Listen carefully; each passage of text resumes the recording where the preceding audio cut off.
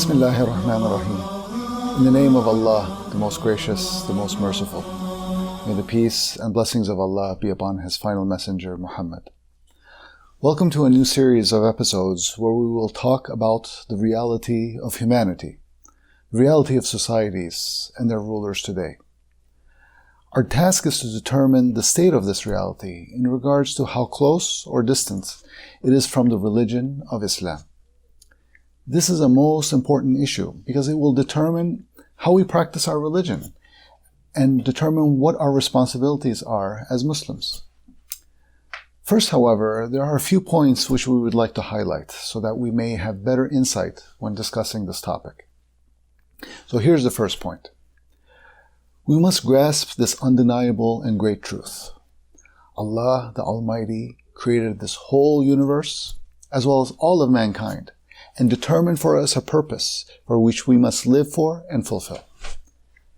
And what is this purpose? This purpose is the absolute servitude to Allah subhanahu wa ta'ala alone. Allah states in the Quran, "And I did not create the jinn and mankind except to worship me." Allah the Almighty also was gracious and merciful that He did not leave mankind without guidance. He sent them messengers as bringers of good tidings and warnings so that mankind will have no argument against Allah after the messengers. Allah also revealed books for mankind in order for them to know how to fulfill their purpose in the manner that pleases Him. Allah also revealed the challenges and difficulties which people will face when attempting to fulfill their role. But Allah revealed how to overcome these obstacles as well. So Allah subhanahu wa ta'ala definitely created us for a purpose and gave us ample guidance to fulfill this purpose by His grace. So the second great truth we must grasp is we will be held accountable for all that we have done. So we will be held accountable. Did we fulfill the purpose for which we were created? Did we worship Allah subhanahu wa ta'ala truly? Due to His justness, Allah appointed a day for mankind to be judged on all that they did while living on earth. People were given the complete freedom to choose in their lives whether they wish to fulfill their noble purpose of following Allah or not. And they were also informed of the fate that awaits them depending on the path that they chose.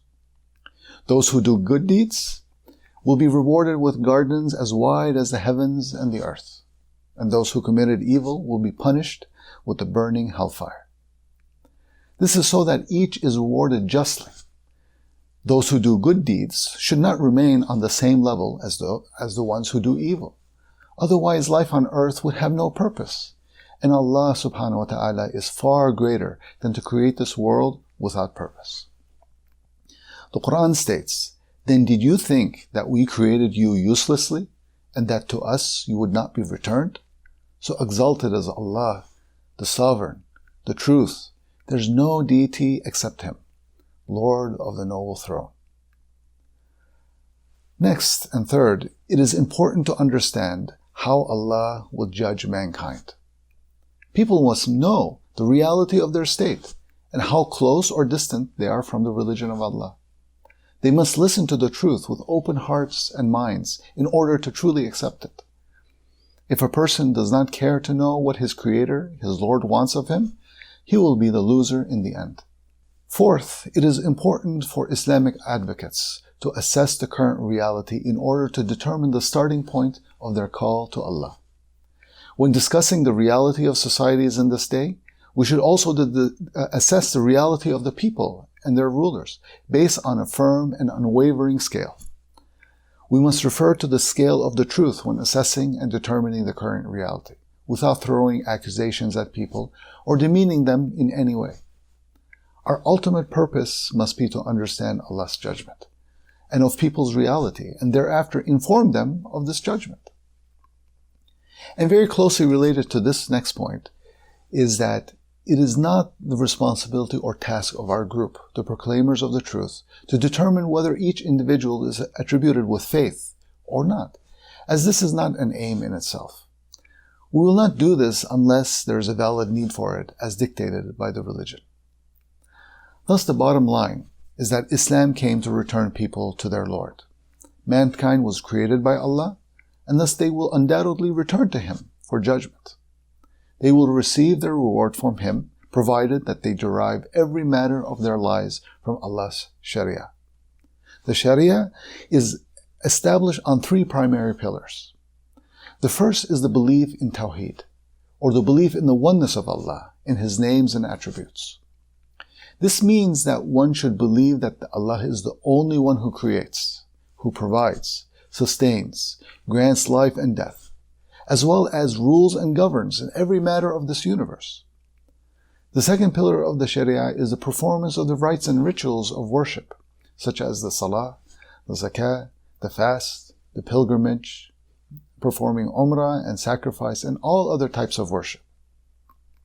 Finally, the third pillar is the willing adherence to the collection of laws and systems and rules which people must follow in their lives. And this is also worship.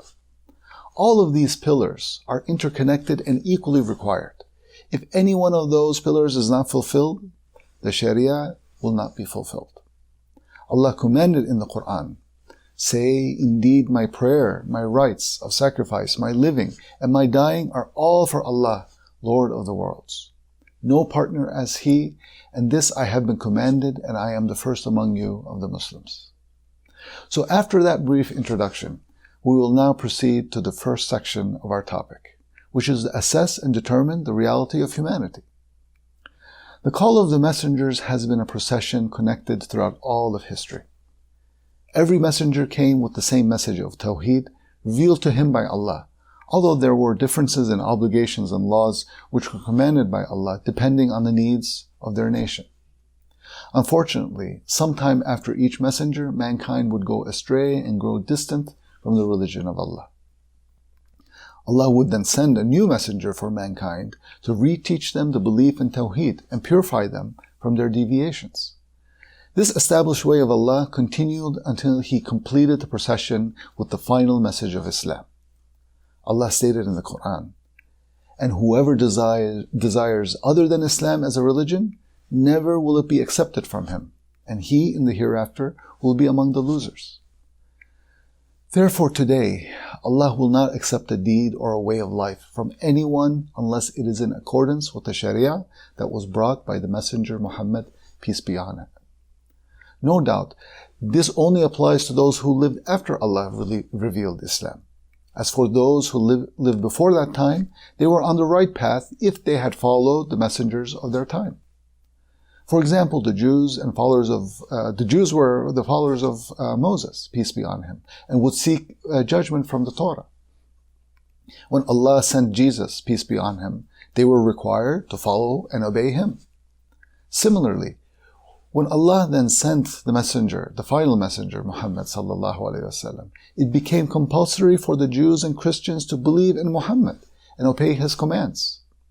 Indeed, those who follow Muhammad and Islam are the true believers.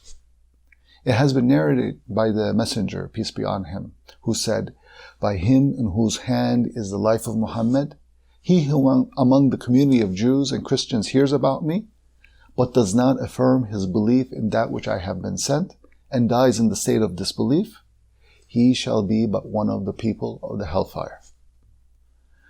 Indeed, Islam is a religion for all of mankind, in every era and place, and it is the last call of the messengers. Allah subhanahu wa ta'ala repeatedly affirms this in the Quran. He says, "Indeed, the true religion in the sight of Allah is Islam." Islam is the final religion which Allah established for mankind.